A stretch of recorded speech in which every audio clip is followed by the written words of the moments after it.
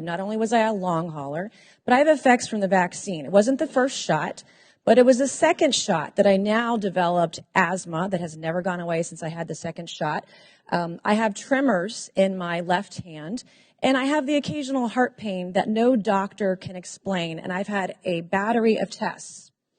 I find it extremely alarming Twitter's unfettered censorship spread into medical fields and affected millions of Americans by suppressing expert opinions from doctors and censoring those who disagree with the CDC. I have great regrets about getting the shot because of the health issues that I now have that I don't think are ever going to go away. And I know that I'm not the only American who has those kinds of concerns. Another example of what Twitter has done to censor folks is from Dr. Martin Kulldorff, a Harvard-educated epidemiologist who once tweeted, "COVID vaccines are important for high-risk people and their caretakers. Those with prior natural infection do not need it, nor children." The Twitter files reveal this tweet was deemed false information because it ran contrary to the CDC. So my first question this morning of Ms. Gadde, may I ask of you, where did you go to medical school? I did not go to medical school. I'm sorry? I did not go to medical school. That's what I thought. Why do you think you or anyone else at Twitter had the medical expertise to censor a doctor's expert opinion?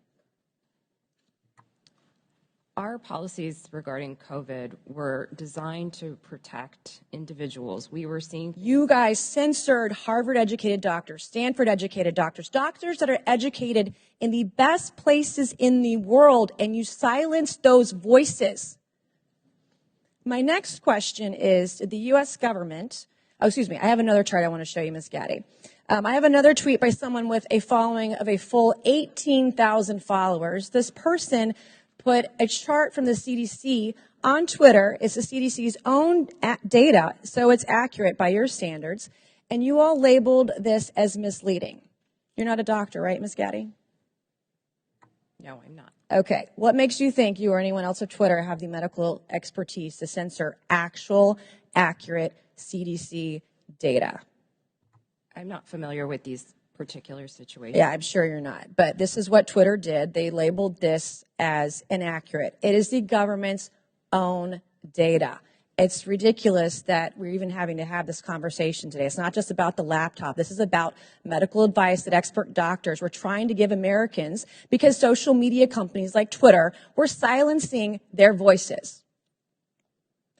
I have another question, my last one for you, Ms. Gadde.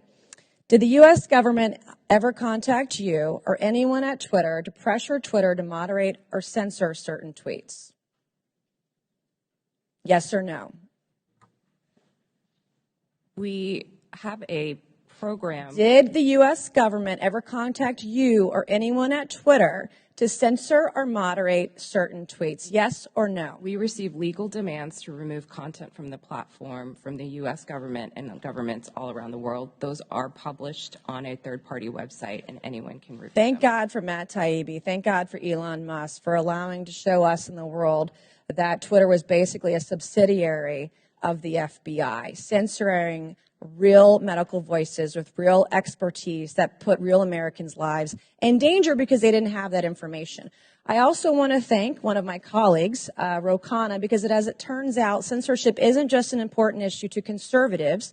Some of my colleagues on the other side of the aisle, like Ro, found this censorship very concerning, and even wrote to you and to folks at Twitter that he was concerned about the First Amendment being censored. So I want to thank him for speaking up and speaking out about this issue, because this should not be a partisan issue. This should be an issue that's an American issue. Mr. Chairman, I would like to enter into the record, I ask unanimous consent, to enter into the record a Wall Street Journal article from December 9th, 2022 by Justin Hart entitled "The Twitter Blacklisting of Jay Bhattacharya," and to the record.